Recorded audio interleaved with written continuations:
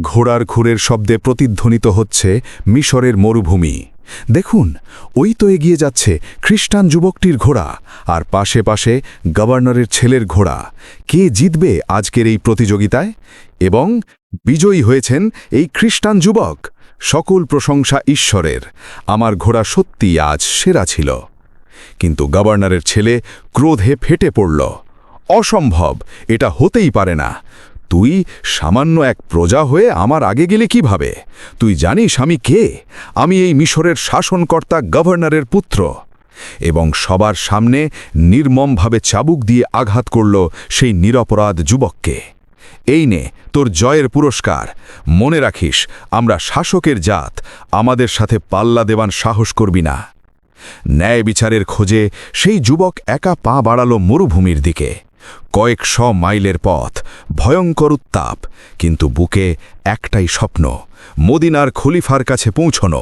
প্রায় বুক ফাটছে। ক্ষুধার জ্বালা সহ্য করা যায়, কিন্তু অপমানের জ্বালা তার চেয়েও বড়। পথিমধ্যে এক বৃদ্ধ পথিক তাকে পানি দিয়ে বললেন, খালিফার রাজ্যে বাঘে মহিষে এক ঘাটে পানি খায়। ইনসাফ তুমি পাবেই, তবে পথটা বড়ই বন্ধুর। পরদিন সকালে খালিফার দরবারে উপস্থিত হলো সেই যুবক। সাদামাটা একটি চাটাইয়ে বসে আছেন স্বয়ং খালিফা উমর। এবং অবশেষে দূরে দেখা গেল মদিনার মসজিদে নববীর গম্বুজ। আশার আলো জ্বলে উঠল তার হৃদয়ে। খালিফা উমর কঠোর কণ্ঠে নির্দেশ দিলেন, হুজির, এখনই মিশরে পত্র পাঠাও। গভর্নর আর তার ছেলেকে মদিনায় হাজির হতে বলো। এক মুহূর্তও যেন বিলম্ব না হয়। হে খালিফা, আপনি কি মজলুমের আর্জি শুনবেন?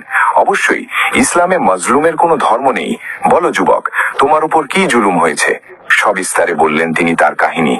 খালিফার মোহরাঙ্কিত চিঠি নিয়ে দ্রুতবেগে ছুটে চলল বার্তাবাহক মিশরের উদ্দেশ্যে। চিঠি পেয়ে ভয়ে শঙ্কিত হয়ে পড়লেন গভর্নর। বাবা, আমি সেদিন সত্যিই সেই খ্রিস্টান যুবককে মেরেছিলাম। সে আমাকে জনসম্মুখে হারিয়ে দিয়েছিল। বোকা ছেলে, তুমি ক্ষমতার অপব্যবহার করেছ। খালিফার দরবারে উপস্থিত হলেন গভর্নর ও তার পুত্র। একদিকে তারা, অন্যদিকে সেই খ্রিস্টান যুবক। আজ ন্যায় বিচার হবে। নির্দেশ অমান্য করার সাহস নেই। উদ্বিগ্ন মনে পিতা পুত্র রওনা হলেন মদিনার উদ্দেশ্যে। এবং তারপর এলো সেই ঐতিহাসিক মুহূর্ত। খলিফা উমর সেই খ্রিস্টান যুবকের হাতে তুলে দিলেন চাবুক। হে যুবক, আল্লাহর আইনের সামনে আমির আর ফকিরের পিঠ সমান। তুমি কি তাকে চাবুক মেরেছিলে? তুমি কি চিৎকার করে বলনি যে তুমি আমিরজাদা, তোমার বাবা মিশরের অধিপতি? লজ্জায় মাথা নিচু করে স্বীকার করলো সে তার অপরাধ। খলিফা উমর গর্জে উঠলেন, হে গভর্নর, কবে থেকে তোমরা মানুষকে গোলাম বানানো শুরু করলে? অথচ তাদের মায়েরা তো তাদের স্বাধীনভাবেই জন্ম দিয়েছে। ক্ষমতার দম্ভে যদি সে তোমাকে মারতে পারে, তবে ন্যায়ের দোহাই দিয়ে তুমিও তাকে মারতে পারো, আঘাত করো। এবং সবার সামনে ন্যায় বিচার প্রতিষ্ঠিত হলো। চোখের জলে ভাসলেন সেই যুবক। হে খালিফা, আমি ভাবতেও পারিনি একজন খ্রিস্টান হয়ে আমি গভর্নরের ছেলের বিচার পাবো। আজ বুঝলাম কেন আপনাদের শাসন এত শক্তিশালী। ক্ষমতার দম্ভ যদি তোমার পরিবার বা কর্মচারীদের অন্ধ করে দেয়, তবে তার দায়ভার তোমার উপরও বর্তাবে। যদি ভবিষ্যতে শুনি কেউ জুলুম করেছে, তবে তোমাকে পদচ্যুত করতে দ্বিধা করব না। খালিফার মোহরাঙ্কিত ঘোড়ায় চড়ে মাথা উঁচু করে গর্বের সাথে ফিরে চললেন সেই যুবক মিশরের দিকে। মিশরে ফিরে দেখলেন বিস্ময়ে হতবাক সবাই। অবিশ্বাস্য, ও তো বেঁচে আছে। আরে, এ তো খলিফার মোহর লাগানো ঘোড়ায় চড়ে এসেছে। চারপাশে ভিড় জমে গেল। কি হলো বন্ধু, খালিফা কি তোমাকে বিচার দিলেন? হ্যাঁ, খালিফা নিজের গভর্নরের ছেলেকে সাজা দিলেন একজন সাধারণ খ্রিস্টানের জন্য।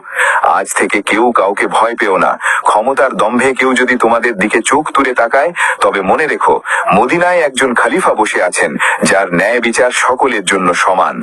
মদিনার দরজা সকল মাজলুমের জন্য সব সময় খোলা। Are always open for justice.